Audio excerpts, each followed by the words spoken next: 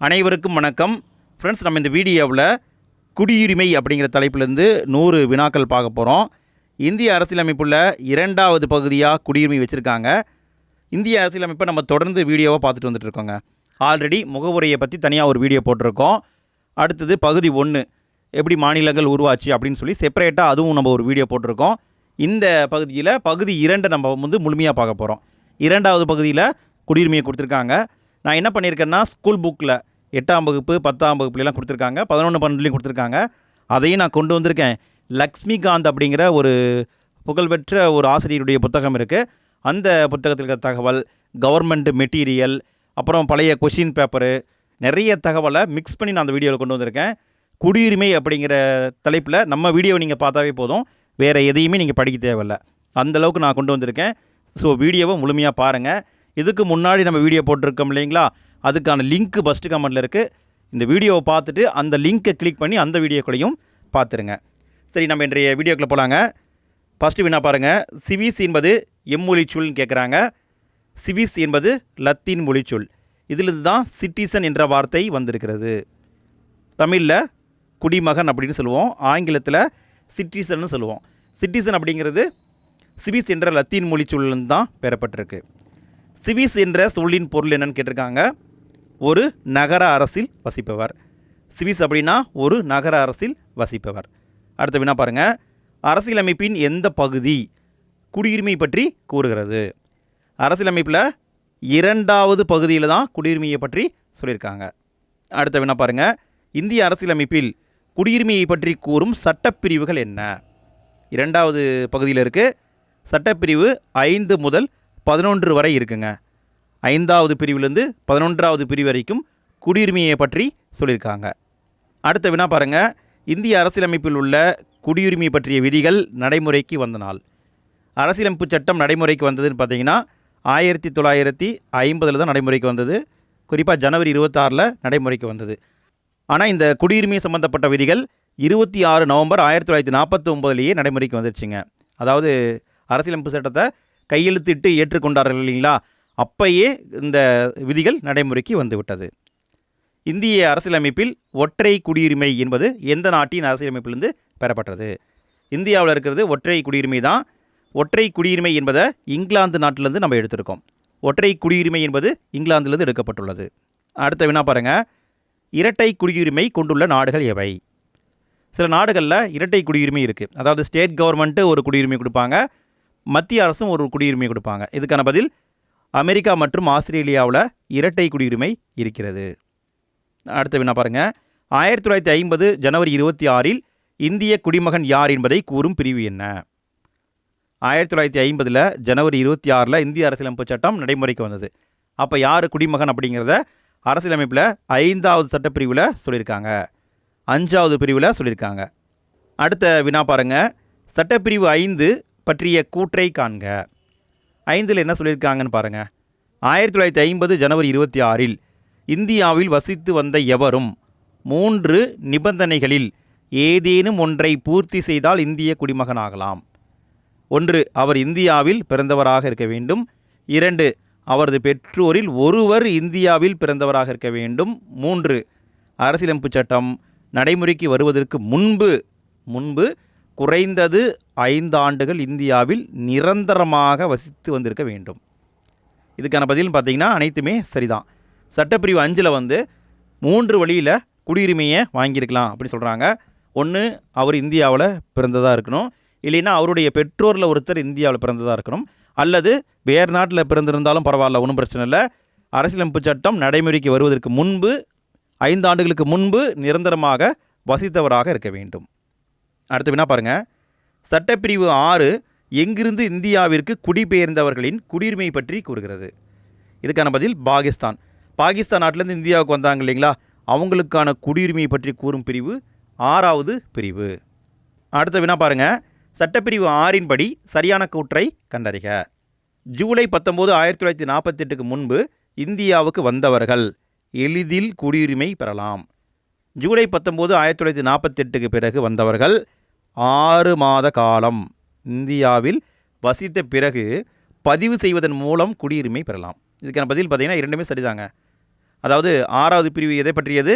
பாகிஸ்தான் நாட்டிலேருந்து இந்தியாவுக்கு வந்தவங்களை பற்றியது. அவங்களுக்கு 2 ஆப்ஷன் இருக்குது. ஒன்று, ஜூலை 19 1948க்கு முன்னாடி வந்திருந்தா எந்த நிபந்தனையும் கிடையாது, அவங்க இந்திய குடிமகன் தான்.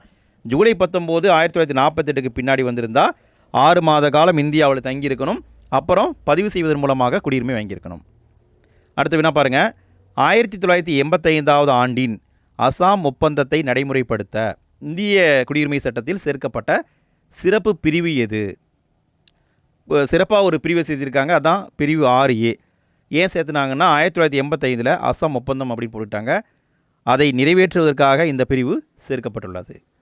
அடுத்த வினா பாருங்கள். மார்ச் 1 1947க்கு பிறகு இந்தியாவிலிருந்து பாகிஸ்தானுக்கு குடிபெயர்ந்து சென்றவர்களுடைய குடியுரிமை ரத்து பற்றி கூறும் சட்டப்பிரிவு என்ன?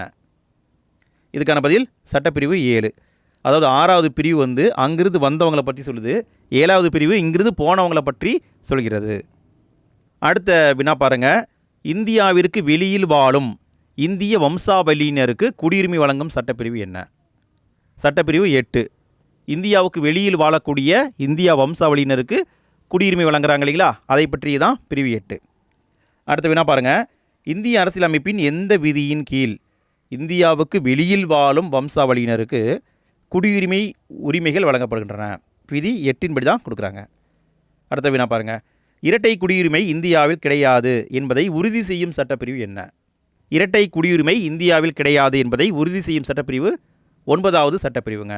சட்டப்பிரிவு 9. இது நோட் பண்ணிக்கோங்க ஃப்ரெண்ட்ஸ். அடுத்த வினா பாருங்கள். ஒருவர் தன்னிச்சையாக ஒரு வெளிநாட்டின் குடியுரிமையை பெறும்பொழுது அவரது இந்திய குடியுரிமை ரத்தாகிறது என்று கூறும் சட்டப்பிரிவு என்ன? சட்டப்பிரிவு 9ங்க. ஒருவர் தன்னிச்சையாக வேற ஒரு நாட்டுடைய குடியுரிமை வாங்கிட்டார்னா அவருடைய இந்திய குடியுரிமை ரத்து செய்யப்படும். அடுத்த வினா பாருங்கள்.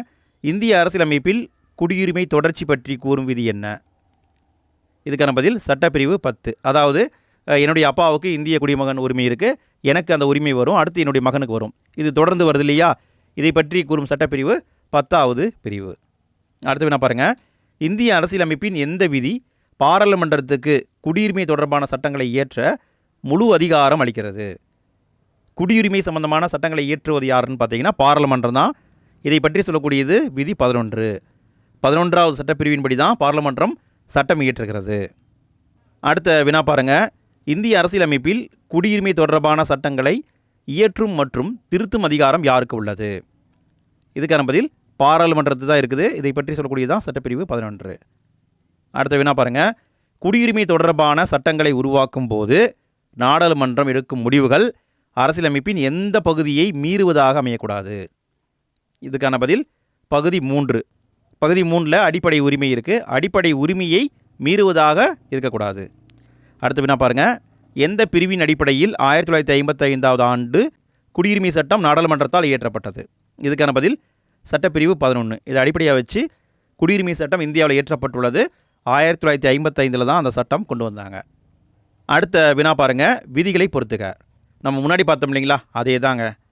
விதி 5 என்பது அரசியலமைப்பு தொடக்கத்தில் குடியுரிமை பற்றியது. விதி 6, 7 பாகிஸ்தான் பிரிவினையின் போது குடியேறியவர்கள் பற்றியது. விதி 8 என்பது வெளிநாடு வாழ் இந்திய வம்சாவளியினர் பற்றியது. விதி 9 என்பது வெளிநாட்டு குடியுரிமையை பெற்றால் குடியுரிமை ரத்து என்பது. விதி 11 என்பது குடியுரிமை சட்டங்களை இயற்ற பாராளுமன்றத்துக்கு அதிகாரம் அளிப்பது. இதை நல்லா மனப்பாடம் பண்ணிக்கோங்க ஃப்ரெண்ட்ஸ். அடுத்த வினா பாருங்கள். குடியுரிமை சட்டம் இயற்றப்பட்ட ஆண்டு 1955 தான் குடியுரிமை சட்டம் இயற்றப்பட்டது. அடுத்த வினா பாருங்கள். குடியுரிமை சட்டம் 1955 குடியுரிமை வழங்கும் பிரிவுகள் என்னென்ன? நல்லா கவனிங்க. இது வரைக்கும் நம்ம பார்த்தது அரசியலமைப்பில் இருக்கிற பிரிவுகள். இப்போ இந்த பிரிவு இருக்குது பார்த்தீங்களா, இது வந்து இந்த சட்டத்துக்குள்ளே இருக்கிற பிரிவுகள். சரிங்களா, அரசியலமைப்புடைய பிரிவு கிடையாது, சட்டத்துக்குள்ளே இருக்கிற பிரிவுகள். இந்த சட்டத்தில் இருக்கிற 3 முதல் 7 வரை இருக்கிற பிரிவுகள் குடியுரிமை எப்படியெல்லாம் வழங்கலாங்கிறத பற்றி குறிப்பிடுகிறது. 3 முதல் 7 வரைக்கும். அடுத்த வினா பாருங்கள். குடியுரிமை சட்டம் 1955 விதிகளை பொறுத்துக. விதி 3 பிறப்பால் குடியுரிமை பெறுதல் பற்றி சொல்கிறது. விதி 4 வம்சாவளி மூலம் குடியுரிமை பெறுதல் பற்றி கூறுகிறது. விதி 5 பதிவு செய்தல் மூலமாக குடியுரிமை பெறுதல் பற்றி சொல்கிறது. விதி 6 இயற்கை குடியுரிமை பற்றி பேசுது. விதி 7 பிரதேசங்களை இணைத்தல் மூலம் குடியுரிமை பெறுதல் பற்றி பேசுகிறது. இது நல்லா பார்த்துக்கோங்க ஃப்ரெண்ட்ஸ். அதாவது ஒருத்தர் இந்தியாவில் பிறக்கிறாருன்னா அவருக்கு விதி 3 படி குடியுரிமை வழங்கப்படும். வெளிநாட்டில் ஒருத்தங்க இருக்காங்க இந்திய வம்சாவளினா விதி 4 படி அவங்களுக்கு குடியுரிமை கொடுப்பாங்க. விதி 5 வந்து பதிவு செய்தல் மூலமாக குடியுரிமை வாங்குறது. விதி 6 என்பது இயல்பு குடியுரிமை வாங்குறது. விதி 7 என்பது பிரதேசங்களை இணைப்பதன் மூலமாக அந்த பகுதி மக்களுக்கு குடியுரிமை வழங்குறது. அடுத்த வினா பாருங்கள். குடியுரிமை சட்டம் 1955 குடியுரிமை இழத்தல் பற்றி கூறும் சட்டப்பிரிவுகள் என்னென்ன? பெறுவது அப்படின்னு பார்த்தீங்கன்னா 3 முதல் 7 வரைக்கும்னு பார்த்தோம். இழப்பது அப்படின்னு பார்த்தீங்கன்னா 8 முதல் 10 வரைக்கும் சொல்லியிருக்காங்க. 8வது பிரிவிலிருந்து 10வது பிரிவு வரைக்கும் சொல்லியிருக்காங்க. அடுத்த வினா பாருங்கள். ஒரு இந்திய குடிமகன் தன் விருப்பத்தின் அடிப்படையில் தனது இந்திய குடியுரிமையை தாமாகவே விலக்கிக் கொள்ளும் முறையை கூறும் பிரிவு என்ன? பிரிவு 8 சொல்லியிருக்காங்க. ஒரு இந்திய குடிமகன் தானாகவே அவருடைய குடியுரிமையை விட்டு கொடுக்கலாம். இது வந்து சட்டப்பிரிவு 8. அடுத்த வினா பாருங்கள். ஒரு இந்திய குடிமகன் வேறு ஏதேனும் வெளிநாட்டின் குடியுரிமையை பெற்றால் அவரது இந்திய குடியுரிமை தானாகவே ரத்தாகிவிடும் என்று கூறும் சட்டப்பிரிவு என்ன? சட்டப்பிரிவு 9ங்க. 9 படி வேறு நாட்டு குடியுரிமை வாங்கிட்டாங்கன்னா இந்திய குடியுரிமை ரத்தாகும். அடுத்த வினா பாருங்கள். மோசடி செய்தோ பொய்யான தகவல்களை கொடுத்தோ அல்லது இந்திய அரசியலமைப்பு சட்டத்திற்கு எதிராக செயல்பட்டோ குடியுரிமை பெற்றவரின் குடியுரிமையை மத்திய அரசு, நல்லா கவனிங்க, யார் பண்ணுறாங்க? மத்திய அரசு வலுக்கட்டாயமாக பறிக்கும் அதிகாரத்தை பற்றி கூறும் சட்டப்பிரிவு 10. 10 படி மத்திய அரசாங்கம் தான் அவருடைய குடியுரிமையை ரத்து செய்யலாம்.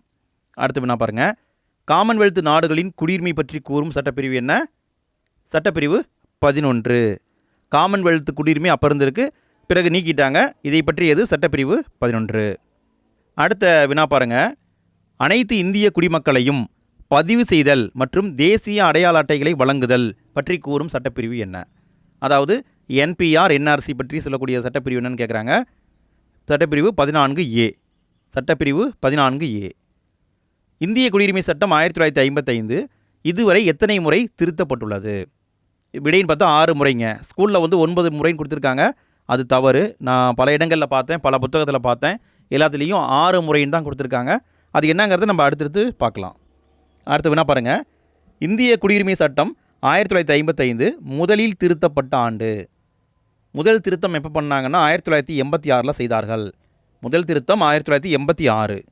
முதல் திருத்தம் என்னன்னு பாருங்கள். டேஸ் அன்று அல்லது அதற்கு பின்னர் பிறக்கும் குழந்தைகளின் பெற்றோர்களில் ஒருவர் அந்த சமயம் இந்திய குடிமகனாக இருக்கும் பட்சத்தில் பிறப்பால் இந்திய குடியுரிமை பெறுகின்றனர். அதாவது 1986 முதல் திருத்தம் பண்ணாங்க இல்லையா, அதுக்கு முன்னாடி என்ன இருந்ததுன்னா இந்தியாவில் பிறந்த அனைவருமே இந்திய குடிமகன் தான் அப்படின்னு சொல்லிட்டாங்க. 1987 ஜூலை 1 இந்த தேதிக்கு பிறகு இந்தியாவில் ஒரு குழந்தை பிறக்குதுன்னா அந்த குழந்தையுடைய பெற்றோரில் ஒருத்தர் கண்டிப்பாக இந்திய குடிமகனாக இருக்கணும்னு சொல்லி மாற்றிட்டாங்க. இதுதான் 1986 செய்யப்பட்ட முதல் திருத்தம். அடுத்த வினா பாருங்கள். இந்திய குடியுரிமை சட்டத்தில் 2வது முறை திருத்தம் செய்யப்பட்ட ஆண்டு எதுன்னு கேட்டிருக்காங்க. 1992 பண்ணியிருக்காங்க. அந்த திருத்தம் என்னன்னு பாருங்கள். இந்திய குடியுரிமை சட்டம் 1955 படி வம்சாவளி மூலம் குடியுரிமை பெறுவதில் பாலின சமத்துவத்தை கொண்டு வந்த சட்ட திருத்தம் எந்த ஆண்டு கொண்டு வரப்பட்டது? நல்லா கவனிங்க, பாலின சமத்துவத்தை கொண்டு வந்திருக்காங்க. இது எப்போன்னு பார்த்தீங்கன்னா 1992 செய்யப்பட்ட 2வது சட்ட திருத்தம். 1992 சட்ட திருத்தம் கொண்டு வந்தாங்க இல்லையா, அதில் என்ன சொல்லியிருக்காங்கன்னு பாருங்கள். டேஸ் முதல் வெளிநாட்டில் பிறந்த ஒரு குழந்தையின் பெற்றோரில் ஒருவர் இந்தியர் எனில் அவர் இந்திய குடிமகன் ஆகலாம். இதுக்கான பதில் பார்த்தீங்கன்னா 1992 டிசம்பர் 10 முதல் 1992 டிசம்பர் 10 முதல் வெளிநாட்டில் ஒரு குழந்தை பிறகுது. அந்த குழந்தையுடைய அப்பாவோ அம்மாவோ யார் வேணாலும் இந்திய குடிமகனாக இருந்தாலும் இந்திய குடியுரிமை வழங்கப்படும். அதுக்கு முன்னாடி எப்படி வச்சுருந்தாங்கன்னா அவங்களுடைய தந்தை அப்பா இந்திய குடிமகன்னா மட்டும்தான் இந்திய குடியுரிமை வழங்கப்படும், அம்மானா கொடுக்க மாட்டாங்க. ஸோ இதை வந்து எப்போ மாற்றினாங்கன்னா 1992 2வது சட்ட திருத்தம் மூலமாக மாற்றிருக்காங்க. அடுத்து வினா பாருங்கள். இந்திய குடியுரிமை சட்டத்தில் 3வது திருத்தம் செய்யப்பட்ட ஆண்டு எது? 3வது சட்ட திருத்தம் 2003 செய்யப்பட்டுள்ளது. அடுத்த வினா பாருங்கள். குடியுரிமை பற்றி ஆராய அமைக்கப்பட்ட குழு எது? முக்கியமான கேள்விங்க. குடியுரிமை சட்டம் பற்றி ஆராய அமைக்கப்பட்ட குழு எல்எம் சிங்வி குழு. இதை வந்து 2002 அமைச்சிருப்பாங்க ஃப்ரெண்ட்ஸ். 2002 அமைச்சு இதனுடைய பரிந்துரையின்படி தான் 2003 3வது சட்ட திருத்தம் செய்யப்பட்டுள்ளது. அடுத்த வினா பாருங்கள். எல்எம் சிங்வி குழு பரிந்துரைகளில் சரியானது எதுன்னு கேட்குறாங்க. பாகிஸ்தான் வங்காளதேசம் தவிர்த்து இந்த ஒரு நாடு 2 நாடுகளை தவிர்த்து 16 நாடுகளைச் சேர்ந்த இந்திய வம்சாவளியினருக்கு ஓசிஐ முறையை அனுமதித்தது. ஓசிஐ அப்படிங்கிற முறையை கொண்டு வந்தாங்க. காமன்வெல்த் குடியுரிமை தொடர்பான விதிகளை நீக்க பரிந்துரைத்தது. காமன்வெல்த் குடியுரிமை வேண்டாம் அப்படின்னு சொல்லி நீக்க பரிந்துரை பண்ணியிருக்காங்க. இதுக்கான பதில் பார்த்தீங்கன்னா இரண்டுமே சரிதான். அடுத்த வினா பாருங்கள்.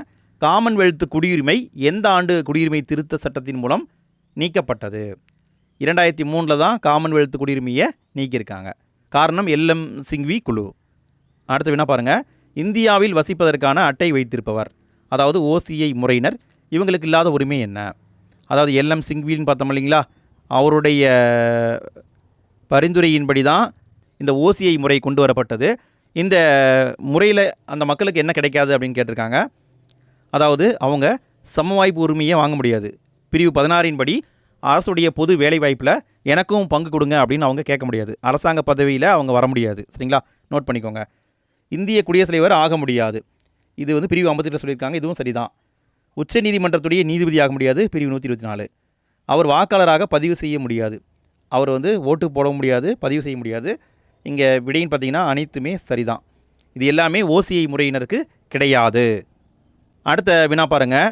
ஓசிஐ அட்டை வைத்திருப்பவர்களுக்கு பின்வரும் எந்த உரிமை வழங்கப்படுவது இல்லை? இந்தியாவில் எப்போது வேண்டுமானாலும் நுழைவதற்கான வாழ்நாள் விசா அவங்களுக்கு கொடுப்பாங்க. சரிங்களா. அடுத்து இந்தியாவில் சொத்துக்கள் வாங்குவதற்கான உரிமை அவங்களுக்கும் உண்டு. சொத்துக்கள் வாங்கிக்கலாம். தேர்தலில் வாக்களிக்கும் உரிமை மற்றும் அரசு பணி பெறும் உரிமை அவங்களுக்கு கிடையாது. அவங்களுக்கு கொடுக்க மாட்டாங்க. இந்தியாவில் பொருளாதார கல்வி தொடர்பான செயல்பாடுகளில் ஈடுபடும் உரிமை அவங்களுக்கு உண்டு. அப்போ இங்கே பார்த்தீங்கன்னா 3 தான் சரி. அடுத்த வினா பாருங்கள். இந்தியாவில் வசிப்பதற்கான அட்டை வைத்திருப்பவர், ஓசிஐ முறை எந்த நாட்டினருக்கு கிடையாது? பாகிஸ்தான் மற்றும் வங்கதேசம் 2 நாட்டுக்காரங்களுக்கும் கிடையாது. அடுத்த வினா பாருங்கள். 2004 டிசம்பர் 3க்கு பிறகு இந்தியாவில் பிறந்தவர்களின் பெற்றோர்களில் ஒருவர் இந்திய குடிமகனாகவும் மற்றொருவர் சட்டவிரோதமாக இந்தியாவில் நுழையாதவராகவும் இருக்க வேண்டும் என்பது எந்த குழுவின் பரிந்துரைப்படி உருவாக்கப்பட்டது? முக்கியமான கேள்விங்க. 2003 வந்து திருத்தம் பண்ணாங்க இல்லையா, அந்த திருத்தத்துக்கு காரணம் எல்எம் சிங்வி குழு. இவங்க என்ன சொன்னாங்கன்னா, 2004 டிசம்பர் 3க்கு பிறகு இந்தியாவில் ஒரு குழந்தை பிறகுதுன்னா அவங்களுடைய பெற்றோரில் ஒருத்தர் இந்திய குடிமகனாக இருக்கணும். அதே சமயம் இன்னொருத்தர் இருக்கார் பார்த்தீங்களா, அதாவது அப்பா அல்லது அம்மா, அவங்க சட்டவிரோதமாக இந்தியாவுக்குள்ளே வராதவராக இருக்கணும் அப்படின்னு சொல்லி திருத்தம் பண்ணாங்க. அடுத்த வினா பாருங்கள்.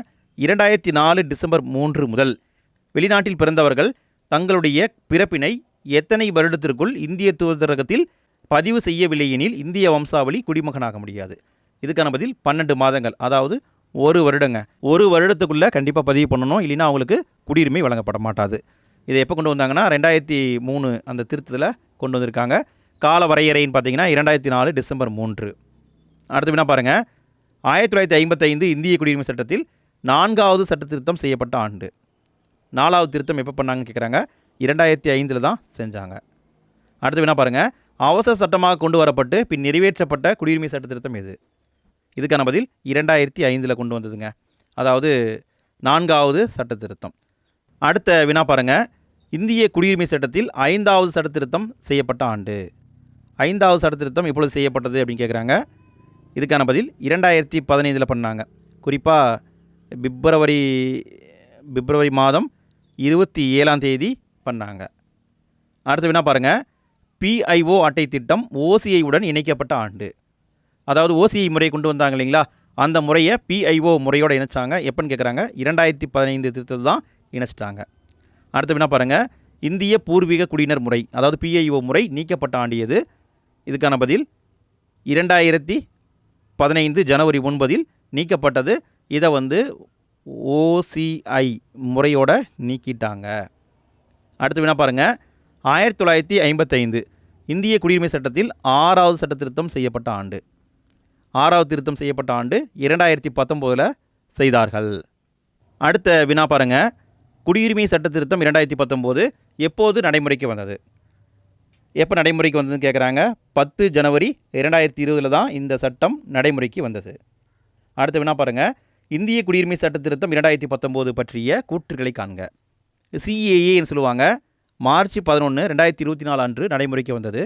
அரசியலமைப்பின் 6வது அட்டவணையில் உள்ள வடகிழக்கு பழங்குடியின பகுதிகள் மற்றும் உள் அனுமதி சீட்டு உள்ள மாநிலங்களுக்கு சிஏஏவிலிருந்து விலக்கு அளிக்கப்பட்டுள்ளது. இதுக்கான பதில் பார்த்தீங்கன்னா 1, 2 இரண்டுமே சரிதான். நல்லா கவனிங்க. அதாவது 2020 ஜனவரி 10 வந்தது சொன்னோம் இல்லைங்களா? இது வந்து பார்த்திங்கன்னா சட்டம் அமுல்படுத்தப்பட்ட நாள். இந்த மார்ச் 11 அப்படிங்கிறது விதிகள் விதிகள் முழுமையாக்கப்பட்டு நடைமுறைக்கு வந்த நாள். சரிங்களா? ரூல்ஸ் அண்ட் ரெகுலேஷனை வந்து மாற்றிக்கிட்டே இருந்தாங்க இல்லையா? ஸோ ஃபைனல் பண்ணி மார்ச் 11 2024 தான் அது நடைமுறைக்கு வந்திருக்கு. 6வது அட்டவணையில் இருக்கிற பழங்குடியின பகுதிகள் மற்றும் உள் அனுமதி சீட்டுன்னு இருக்குதுங்க. அந்த இடத்துக்கு நம்ம வந்து பர்மிஷன் வாங்கி தான் உள்ளே போக முடியும். அந்த இடங்களுக்கு சிஏஏ பொருந்தாது. இங்கே விடைன்னு பார்த்தா இரண்டுமே சரிதான். அடுத்து வினா பாருங்கள். குடியுரிமை திருத்த சட்டம் 2019 பின்வரும் எந்த நாடுகளில் இருந்து வந்த சிறுபான்மையினருக்கு இந்திய குடியுரிமை வழங்க வழிவகை செய்கிறது? இதுக்கான பதில் பாகிஸ்தான், பங்களாதேஷ், ஆப்கானிஸ்தான். இந்த 3 நாடுகளிலிருந்து வந்த அந்த நாடுகளில் சிறுபான்மையினராக இருக்கக்கூடிய மக்கள் அவங்களுக்கு தான் இந்திய குடியுரிமை வழங்கப்படுகிறது. அடுத்த வினா பாருங்கள். குடியுரிமை திருத்தச் சட்டம் 2019 இந்திய அரசியலமைப்புடைய 6வது அட்டவணையில் உள்ள எந்த பகுதிகளுக்கு விதிவிலக்கு அளிக்கிறது? 6வது அட்டவணையில் மொத்தம் 4 மாநிலங்கள் இருக்குது. அஸ்ஸாம், மேகாலயா, திரிபுரா, மிசோரம். இந்த 4 மாநிலங்களுக்கும் விதிவிலக்கு அளிக்கப்பட்டுள்ளது. அடுத்த வினா பாருங்கள். குடியுரிமை திருத்தச் சட்டம் 2019 படி பாகிஸ்தான், ஆப்கானிஸ்தான், பங்களாதேஷ் நாடுகளிலிருந்து வந்தவர்கள் எந்த தேதிக்கு முன் இந்தியாவிற்குள் வந்திருந்தால் குடியுரிமைக்கு விண்ணப்பிக்கலாம்? இதுக்கான பதில் பார்த்திங்கன்னா 2014 டிசம்பர் 31. சரி, இந்த திருத்தம் என்ன அப்படின்னு கேட்டிங்கன்னா, முன்னாடி பார்த்தீங்கன்னா இந்தியாவுக்குள்ளே ஒரு நபர் வந்துட்டு குடியுரிமையை கேட்டார்னா 11 ஆண்டுகள் இந்தியாவுக்குள்ளே தங்கி இருந்திருக்கணும். தங்கியிருந்து அவர் அப்ளை பண்ணால் தான் அவருக்கு குடியுரிமை கொடுப்பாங்க. ஆனால் 2019 திருத்தத்தில் என்ன பண்ணாங்கன்னா அதை 5 ஆண்டுகளாக குறைச்சாங்க. அதாவது 5 வருடம் அவர் இந்தியாவில் தங்கியிருந்தால் போதும், அவருக்கு குடியுரிமை கொடுக்கலாம் அப்படின்னு சொல்லி மாற்றினாங்க. அதுதான் 2019 திருத்தம். அடுத்து வினா பாருங்கள். 2019 திருத்தத்துக்கு முன் இயல்புரிமை மூலம் குடியுரிமை பெற வசித்திருக்க வேண்டிய கால அளவு என்ன? 11 ஆண்டுகள் இந்தியாவில் தங்கியிருந்துருக்கணும். ஆனால் இப்போ என்ன பண்ணிட்டாங்க? அதை 5 ஆண்டுகளாக குறைச்சிட்டாங்க. அடுத்த வினா பாருங்கள். இந்திய குடியுரிமை சட்டத்தின்படி ஒருவர் இந்திய குடியுரிமையை எத்தனை வழிகளில் பெறலாம்? சட்டத்தின்படி 5 வழிகளில் குடியுரிமையை வாங்கலாம். அடுத்த வினா பாருங்கள். கீழ்கண்டவைகளில் எதன் மூலம் இந்திய குடியுரிமை பெறலாம்? 5 முறைன்னு பார்த்தோம் இல்லைங்களா? அதான் கொடுத்துருக்காங்க. பிறப்பின் மூலமாக வாங்கலாம். இந்தியாவில் ஒரு குழந்தை பிறகுதுன்னா அதுக்கு இந்திய குடியுரிமை உண்டு. பிரதேசங்களை இணைத்தல் மூலமாக வாங்கலாம். 1962 பாண்டிச்சேரி மக்கள் வாங்கினாங்க. வம்சாவளியின் மூலம் வாங்கலாம். அதாவது பிஐஓ முறை பார்த்தோம் இல்லைங்களா? அவங்க இந்திய குடியுரிமை வாங்கிக்கலாம். இயல்பு குடியுரிமை மூலம், அதாவது ஒரு வெளிநாட்டுக்காரங்க வெளிநாட்டு குடியுரிமையை திறந்துட்டாங்கன்னா இந்திய குடியுரிமை வழங்கப்படும். பதிவு செய்தல் மூலமாகவும் வாங்கலாம். ஸோ இங்கே விடைன்னு பார்த்தா அனைத்துமே சரி என்பதுதான் ஆன்சர். அடுத்த வினா பாருங்கள். பிறப்பால் குடியுரிமை பெறுதலை ஆராய்க. 1950 ஜனவரி 26 முதல் 1987 ஜூலை 1ஆம் தேதிக்கு முன்பு இந்தியாவில் பிறந்த அனைவருமே இந்திய குடிமக்கள் ஆவர். இது சரிங்க. அதாவது இது வந்து குடியரசு நாள். குடியரசு ஆன நாளிலிருந்து 1987 ஜூலை 1 வரைக்கும் இந்தியாவில் ஒரு குழந்தை பிறகுதுன்னா அது கண்டிப்பாக இந்திய குடிமகன் தான். 1987 ஜூலை 1 முதல் 2004 டிசம்பர் 3 வரை இந்தியாவில் பிறந்த ஒருவரின் பெற்றோரில் ஒருவர் இந்திய குடிமகனாக இருக்க வேண்டும். இது சரிதான்.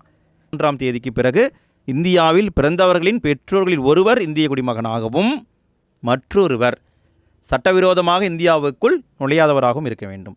இதுவும் சரிதான். இந்தியாவில் பணியாற்றும் வெளிநாட்டு தூதர்களின் பிள்ளைகள் இந்திய குடியுரிமை பெற முடியாது. இதுவும் சரிதான். அவங்களுக்கு இந்திய குடியுரிமை கொடுப்பாங்கனாலும் கேட்டால் கொடுக்க மாட்டாங்க. அதாவது இந்திய மண்ணில் அந்த குழந்தை பிறந்தாலும் அதற்கு குடியுரிமை கிடையாது. அடுத்த வினா பாருங்க. வம்சாவளியால் குடியுரிமை பெறுதலை ஆராய்க. 1950 ஜனவரி 26 முதல் 1992 டிசம்பர் 10 வரை இந்தியாவிற்கு வெளியே பிறந்த ஒரு குழந்தையின் தந்தை இந்திய குடிமகனாக இருந்தால் அவர் குடியுரிமை பெறலாம். இது சரிதாங்க. அப்படி தான் இருந்தது. 1992 டிசம்பர் 10 முதல் பெற்றோரில் ஒருவர், தந்தை அல்லது தாய் இந்தியரெனில் அவர் இந்திய குடிமகன் ஆகலாம். இதுவும் சரிதாங்க. 2004 டிசம்பர் 3 முதல் ஓராண்டுக்குள் குழந்தை பிறப்பை பதிவு செய்தால் மட்டுமே குடிமகன் ஆக முடியும். இதுவும் சரிதாங்க. இங்கே விடைன்னு பார்த்தா அனைத்துமே சரி என்பதான் ஆன்சர். அடுத்து வினா பாருங்க. ஒரு வெளிநாட்டவர் எதை பயன்படுத்தி இந்திய குடியுரிமையை பெறலாம்? எப்படி வாங்கலாம் அப்படின்னா, இயல்பு குடியுரிமை பெறுதல் மூலமாக வாங்கலாம். நல்லா கவனிங்க. ஒரு வெளிநாட்டவர் எப்படி இந்திய குடியுரிமை வாங்கலாம்னா இயல்பு குடியுரிமை மூலமாக தான் வாங்க முடியும். அடுத்த வினா பாருங்கள், இயல்புரிமை சான்றிதழை வழங்கும் அதிகாரம் யாருக்கு உள்ளது? இயல்புரிமை சான்றிதழ் என்பது யாரால் வழங்கப்படுகிறது அப்படின்னா மத்திய அரசு கொடுப்பாங்க அல்லது உள்துறை அமைச்சகம் கொடுப்பாங்க. அடுத்த வினா பாருங்கள், இயல்பு குடியுரிமை பெறுவதற்கான நிபந்தனைகளை ஆராய்க. வெளிநாட்டு குடியுரிமையை துறக்கும் பட்சத்தில் வழங்கப்படும். ஆண்டு முழுவதும் இந்தியாவில் வசித்திருக்கும் பட்சத்தில் அல்லது அரசு பணியில் இருந்திருக்க வேண்டும்.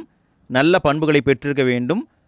9வது அட்டவணையில் உள்ள அங்கீகரிக்கப்பட்ட 22 மொழிகளில் ஏதேனும் ஒன்றில் போதிய அறிவினை பெற்றிருக்க வேண்டும். இதுக்கான பதில் பார்த்தீங்கன்னா ஃபஸ்ட்டு பாயிண்ட் சரி, 2வது பாயிண்ட் சரி, 3வது பாயிண்ட் சரி, 4வது பாயிண்ட் தவறு. ஃபஸ்ட்டு பாயிண்ட் எப்படி சரின்னு பார்த்தீங்கன்னா, அதாவது பாகிஸ்தான், வங்காளதேசம், ஆப்கானிஸ்தான்லேருந்து இந்தியாவுக்கு வந்தாங்க இல்லைங்களா, அவங்க அந்த நாட்டு குடியுரிமையை திறந்துட்டாங்கன்னா அவங்களுக்கு குடியுரிமையை இந்தியாவில் கொடுப்பாங்க. அது மட்டும் இல்லாமல் ஆண்டு முழுவதும், அதாவது 12 மாதங்கள் இந்தியாவில் கடைசியாக தங்கியிருக்கணுங்க. நல்லா கவனிங்க, ஆண்டு முழுவதும்னா கடைசி ஒரு வருஷம் இந்தியாவுக்குள்ளே இருக்கணும். அவங்க எங்கேயும் போயிடக்கூடாது. அல்லது இந்தியாவில் அரசு பணியில் இருந்திருக்கணும். நல்ல பண்புகள் பெற்றிருக்கணும். 8வது அட்டவணையில் இருக்கிற 22 அங்கீகரிக்கப்பட்ட மொழிகளில் போதிய அறிவினை பெற்றிருக்க வேண்டும். அடுத்து வினா பாருங்கள், இயல்பு குடியுரிமை பெறுவதை ஆராய்க. எந்த ஒரு நாட்டின் குடிமகனாக இல்லாதவர் 12 மாதங்கள் இந்தியாவில் வசித்திருப்பவர் அல்லது இந்திய அரசு பணியில் இருந்திருப்பவர் 14 ஆண்டுகளில் இந்தியாவில் வசித்திருக்க வேண்டும். நல்ல குணநலன்களையும் 8வது அட்டவணையில் உள்ள ஒரு மொழியில் போதுமான அறிவு பெற்றிருக்க வேண்டும். இதுக்கான பதில் பார்த்தீங்கன்னா ஃபஸ்ட்டு பாயிண்ட் சரி, அவர் வேறு எந்த நாட்டுடைய குடிமகனாகவும் இருக்கக்கூடாது. 2வது பாயிண்ட் சரி, கடைசி 12 மாதம் அவர் இந்தியாவில் இருந்திருக்கணும் அல்லது அரசு பணியில் இருந்திருக்கணும். 3வது பாயிண்ட் தவறு, அவர் 11 ஆண்டுகள் 2019 திருத்தத்துக்கு முன்னாடி அப்படி இருந்தது. 11 ஆண்டுகளில் இந்தியாவில் வசித்திருக்க வேண்டும். 4வது பாயிண்ட் சரி, நல்ல குணநலன்களோடு இருக்கணும். 8வது அட்டவணையில் இருக்கிற ஏதாவது ஒரு மொழியை பற்றி நல்லா தெரிஞ்சிருக்கணும். அடுத்த வினா பாருங்கள், இயல்புரிமை மூலம் இந்திய குடியுரிமை பெற விரும்பும் ஒரு வெளிநாட்டவர் விண்ணப்பிக்கும் முன் இந்தியாவில் குறைந்தது எத்தனை ஆண்டுகள் வசித்திருக்க வேண்டும்? அதாவது 12 ஆண்டுகள் வசித்திருக்க வேண்டுங்க. அதாவது பார்த்திங்கன்னா இங்கே பார்த்தோம் இல்லைங்களா, 11 வருஷம்னு பார்த்தோம் இல்லைங்களா. ஸோ 11 வருஷம் தங்கியிருக்கணும். ப்ளஸ் கடைசி ஒரு வருஷம் அவர் இந்தியாவுக்குள்ளேயே இருந்திருக்கணும். ஸோ விடைன்னு பார்த்தா 12 ஆண்டுகள் என்பது தான் சரி. அடுத்த வினா பாருங்கள், இந்திய குடியுரிமை சட்டம் 1955 எந்த பிரிவின் கீழ் ஒருவர் பதிவு செய்தல் மூலம் குடியுரிமை பெற விண்ணப்பிக்கலாம்? இதுக்கான பதில் பிரிவு 5 படி அவர் பதிவு செஞ்சு குடியுரிமை வாங்கலாம். அடுத்த வினா பாருங்கள், பதிவு செய்தல் மூலம் குடியுரிமை பெறுதலில் ஒருவர் இந்தியாவில் எத்தனை ஆண்டுகள் வசித்த பிறகுதான் விண்ணப்பிக்க முடியும்? இதுக்கான பதில் 7 ஆண்டுகள். இந்தியாவில் 7 ஆண்டுகள் தங்கி தான் அவர் விண்ணப்பிக்க முடியும். அடுத்த வினா பாருங்கள், இந்திய குடிமகனை திருமணம் செய்த ஒருவர் பதிவின் மூலம் விண்ணப்பிக்கும் முன் எத்தனை ஆண்டுகள் இந்தியாவில் வசித்தவராக இருக்க வேண்டும்? இதுக்கான பதில் 7 ஆண்டுகள். 7 ஆண்டுகள் அவர் இந்தியாவில் தங்கிட்டு அப்புறம் தான் அவர் குடியுரிமையை வாங்க முடியும். அடுத்த வினா பாருங்கள், ஒரு புதிய பகுதி இந்தியாவுடன் இணையும் பொழுது அந்த பகுதி மக்களுக்கு குடியுரிமை வழங்குவது யார்? இதுக்கான பதில் இந்திய மத்திய அரசு. மத்திய அரசாங்கம் தான் குடியுரிமையை கொடுப்பாங்க. அடுத்த வினா பாருங்கள், பாண்டிச்சேரி பிரதேச மக்கள் இந்திய குடியுரிமையை பெற்ற ஆண்டு 1962 தான் பாண்டிச்சேரி மக்களுக்கு வழங்கப்பட்டது. அடுத்த வினா பாருங்கள், பாண்டிச்சேரி பிரதேச மக்கள் எதை பயன்படுத்தி இந்திய குடியுரிமையை பெற்றனர்? பிரதேசங்களை இணைத்தல், இதன் மூலமாக தான் குடியுரிமையை வாங்கியிருக்காங்க. அடுத்த வினா பாருங்கள், ஒரு பிரதேசம் இந்தியாவின் பகுதியாக மாறினால் யார் இந்திய குடிமக்களாக இருக்க வேண்டும் என்பதை யார் குறிப்பிடுவார்கள்? இதுக்கான பதில் மத்திய அரசாங்கம் தான் ஆணையின் மூலமாக குறிப்பிடுவாங்க. அடுத்த வினா பாருங்கள், சரியான கூற்றை கண்டறிக. கூற்று 1962 பாண்டிச்சேரி இந்திய யூனியனுடன் இணைந்தது. அங்கு வாழ்ந்த மக்கள் இந்திய குடிமக்கள் ஆகினர். காரணம் 1955 இந்திய குடியுரிமை சட்டத்தின்படி பிரதேசங்களை இணைத்தல் என்பதன் அடிப்படையில் அவர்கள் இந்திய குடிமக்கள் ஆகினர். இதுக்கான பதில் கூற்று காரணம் 2ம் சரி, சரியான விளக்கம்தான். அடுத்த வினா பாருங்கள், இந்திய குடியுரிமை சட்டத்தின்படி ஒருவர் இந்திய குடியுரிமையை எத்தனை வழிகளில் இழக்கலாம்? பெறுவது 5 வழி, இழப்பது 3 வழியில் இழக்கலாம். அடுத்த வினா பாருங்கள், இந்திய குடியுரிமை சட்டம் 1955 பிரிவு 8 படி குடியுரிமை துறப்பு பற்றிய கூற்றுகளை ஆராய்க. அதாவது எனக்கு குடியுரிமை வேண்டான்னு சொல்லி ஒருத்தர் விட்டு கொடுக்கிறது. இந்தியா ஏதேனும் ஒரு போரில் ஈடுபட்டுள்ள காலகட்டத்தில் ஒருவர் குடியுரிமையை துறக்க விண்ணப்பித்தால் மத்திய அரசு சூழ்நிலையை கருத்தில் கொண்டு அந்த பதிவை நிறுத்தி வைக்கவோ அல்லது நிராகரிக்கவோ முழு அதிகாரம் பெற்றுள்ளது. இது சரிதாங்க. ஒருத்தர் வேண்டான்னு விட்டு கொடுக்குறாரு, அரசுக்கு தெரியப்படுத்துகிறாரு. அப்போ அரசாங்கம் ஏதாவது போரில் ஈடுபட்டு இருக்கு அப்படின்னா இல்லை முடியாது அப்படின்னு சொல்லி நிறுத்தி வைக்கலாம் அல்லது ரிஜெக்ட் கூட பண்ணலாம். ஒரு நபர் தனது குடியுரிமையை துறக்கும் பொழுது அவருடைய 18 வயதுக்குட்பட்ட குழந்தைகளும் தானாகவே இந்திய குடியுரிமையை இழக்க நேரிடும். இதுவும் சரிதான். அவருக்கு இல்லைங்கும் போது அவருடைய குழந்தைகளுக்கும் குடியுரிமை மறுக்கப்படும். அடுத்து என்ன பாருங்கள். பெற்றோரால் குடியுரிமை இழந்த குழந்தை தனது 18 வயதை பூர்த்தி செய்த 1 வருடத்திற்குள் இந்திய குடியுரிமையை மீண்டும் பெற முறைப்படி விண்ணப்பித்தால் அவருக்கு மீண்டும் இந்திய குடியுரிமை வழங்கப்படும். இது சரிதான். 18 வயதாகி அடுத்த 1 வருஷத்துக்குள்ளே அவங்க விண்ணப்பம் கொடுத்தாங்கன்னா இந்திய குடியுரிமை மீண்டும் வழங்கப்படும்.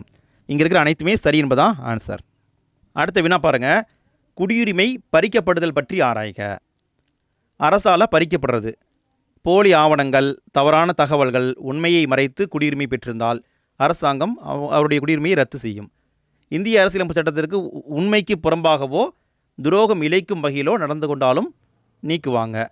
இந்தியா ஈடுபடும் ஒரு போரின் போது எதிரி நாட்டுடன் சட்டவிரோதமாக வணிகம் செய்தாலோ அல்லது தகவல்களை பரிமாறி உதவி செய்தாலோ அவருடைய குடியுரிமை நீக்கப்படும். குடியுரிமை பதிவு செய்த 5 ஆண்டுகளுக்குள் ஒரு நபர் வேறு ஒரு நாட்டில் 2 ஆண்டுகள் அல்லது அதற்கு மேல் சிறை தண்டனை பெற்றிருந்தால் அவருடைய குடியுரிமை ரத்து செய்யப்படும். ஒரு நபர் காரணமின்றி தொடர்ந்து 7 ஆண்டுகள் இந்தியாவுக்கு வெளியே வசித்து வந்தாலும் அவருடைய குடியுரிமை ரத்து செய்யப்படும். இங்கே விடைன்னு பார்த்தா அனைத்துமே சரிதாங்க. அடுத்த வினா பாருங்கள். குடியுரிமை தானாக முடிவுக்கு வருவதை ஆராய்க. தானாகவே முடிவுக்கு வருது. எப்போ வருது? ஒரு இந்திய குடிமகன் தனது சொந்த விருப்பத்தின் பேரில் வேறொரு நாட்டின் குடியுரிமையை பெற்றுக்கொண்டால் அவருடைய இந்திய குடியுரிமை சட்டப்பிரிவு 9 படி தானாக முடிவுக்கு வந்துவிடும். ஏனெனில் இந்தியாவில் இரட்டை குடியுரிமைக்கு அனுமதி இல்லை. இதுக்கான பதில் பார்த்தீங்கன்னா கூற்று 2மே சரிதாங்க. அடுத்த வினா பாருங்கள். ஒரு இந்திய குடிமகனின் குடியுரிமை கீழ்க்கண்ட இதனால் முடிவுக்கு வருகிறது. அவர் வேறு நாட்டு குடியுரிமையை பெறும் பொழுது நீக்கிடுவாங்க. பதிவு செய்ததன் மூலமாக கொடுப்பாங்க, நீக்க மாட்டாங்க. தவறான மோசடி வழிகளில் ஒருவர் குடியுரிமை பெற்றார் என்று அரசு கருதும் பொழுது நீக்கப்படும். போரின் போது எதிரி நாட்டிடம் இந்திய குடிமகன் வணிகம் செய்யும் பொழுதும் நீக்கப்படும். ஸோ இங்கே பார்த்தீங்கன்னா இதுதான் தவறு. அடுத்த வினா பாருங்கள். ஒருவர் வெளிநாட்டில் வசிக்கும் பொழுது எத்தனை ஆண்டுகள் தொடர்ந்து இந்திய அரசுக்கு அறிவிக்காமல் வெளியே இருந்தால் அவரது குடியுரிமை பறிக்கப்படும்? 7 ஆண்டுகளுக்கு மேலே இருந்தார்னா அவருடைய குடியுரிமை நீக்கப்படும். அடுத்த வினா பாருங்கள். இந்திய குடியுரிமை பெற்ற ஒருவர் அரசியலமைப்புக்கு எதிராக துரோகம் இழைத்தால் அல்லது போர்க்காலத்தில் எதிரி நாட்டுக்கு உதவினால் அவரது குடியுரிமை எந்த முறையின் கீழ் ரத்து செய்யப்படும்? இதுக்கான பதில் குடியுரிமை பறிக்கப்படுதல். அடுத்த வினா பாருங்கள். ஒருவர் தவறான ஆவணங்களை கொடுத்து இந்திய குடியுரிமையை பெற்றார் என்று நிரூபிக்கப்பட்டால் அவரது குடியுரிமையை ரத்து செய்யும் அதிகாரம் பெற்ற அமைப்பு எது? மத்திய உள்துறை அமைச்சகம் அல்லது மத்திய அரசு. யாரோ ஒருத்தர் நீக்குவாங்க. அடுத்த வினா பாருங்கள். குடியுரிமை துறப்பு செய்யும் ஒரு நபரால் குடியுரிமையை இழக்கும் குழந்தை தனது எந்த வயதை அடையும் பொழுது மீண்டும் இந்திய குடியுரிமையை பெற முடியும்? 18 வயது நிறைவடைந்தால் வாங்கிக்கலாம். ஆனால் அதுக்கும் டைம் இருக்குது. 1 ஆண்டு. 1 ஆண்டுக்குள் மீண்டும் விண்ணப்பிக்க வேண்டும். அடுத்த வினா பாருங்கள். சரியான கூற்றுகளை கண்டறிக. PIO அட்டை திட்டம் 19 ஆகஸ்ட் 2002 அறிமுகப்படுத்தப்பட்டது. OCI அட்டை திட்டம் 2 ஜனவரி 2005 அறிமுகப்படுத்தப்பட்டது. 2015 குடியுரிமை சட்ட திருத்தத்தின் மூலம் PIO அட்டை திட்டம் 9 ஜனவரி 2015 முதல் ரத்து செய்து OCI முறையுடன் இணைக்கப்பட்டது. இங்கே விடைன்னு பார்த்தா அனைத்துமே சரிங்க. அடுத்த வினா பாருங்கள். சரியான கூற்றுகளை கண்டறிக. செப்டம்பர் 2000 இந்திய வெளியுறவு அமைச்சகம் LM சிங்வி தலைமையில் இந்திய புலம்பெயர்ந்தோர் குறித்த ஒரு உயர்நிலை குழுவை அமைத்தது. இது சரிதான். LM சிங்வி குழு அமைச்சாங்க. 2000 செப்டம்பரில் அமைச்சாங்க. உலகளாவிய இந்திய புலம்பெயர்ந்தோர் குறித்து ஒரு விரிவான ஆய்வை மேற்கொள்வதும் அவர்களுடன் ஆக்கப்பூர்வமான உறவை பேணுவதற்குமான நடவடிக்கைகளை பரிந்துரைப்பதும் இந்த குழுவின் நோக்கமாகும். இதுவும் சரிதான். இந்த குழு 2000 ஜனவரி மாதத்தில் அறிக்கையை சமர்ப்பித்தது. இது கரெக்டு.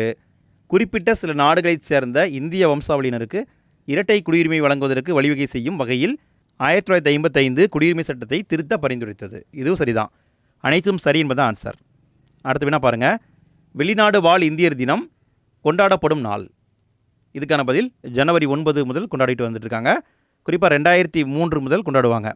இதை பரிந்துரைத்த குழுவும் LM சிங்வி குழு தான். 2003 ஓராண்டுக்கு ஒரு முறை கொண்டாடிட்டு வந்தாங்க. 2015 முதல் அதை திருத்தி 2 ஆண்டுகளுக்கு ஒரு முறை கொண்டாடிட்டு வராங்க. அடுத்து வினா பாருங்கள். வெளிநாடு வாழ் இந்தியர் தினம் கொண்டாடும் அமைச்சகம் வெளியுறவுத்துறை அமைச்சகம் தான் கொண்டாடிட்டு இருக்காங்க. அடுத்த வினா பாருங்கள். வெளிநாடு வாழ் இந்தியர் தினம் எத்தனை ஆண்டுகளுக்கு ஒரு முறை கொண்டாடப்படுகிறது? இதுக்கான பதில் தற்பொழுது 2 ஆண்டுகளுக்கு ஒரு முறை கொண்டாடப்படுகிறது. அடுத்த வினா பாருங்கள், கீழ்கண்ட கூற்றுகளை ஆராய்க. இந்திய அரசின் வெளியுறவுத்துறை அமைச்சகத்தால் ஆண்டுக்கு ஒரு முறை பிரவாசி பாரதிய தினம் கொண்டாடப்படுகிறது. மகாத்மா காந்தி தென்னாப்பிரிக்காவிலிருந்து இந்தியாவிற்கு வருகை புரிந்த தினமான ஜனவரி 9ஆம் நாள் கொண்டாடப்படுகிறது. 2வது பாயிண்ட் சரி, ஃபஸ்ட் பாயிண்ட் தவறு. 2 ஆண்டுகளுக்கு ஒரு முறை, 2 ஆண்டுகளுக்கு ஒரு முறை தான் கொண்டாடுறாங்க. ஸோ இங்கே பார்த்தீங்கன்னா கூற்று 2 மட்டும் சரி என்பது ஆன்சர். அடுத்த வினா பாருங்கள், சரியான கூற்றுகளை கண்டறிக.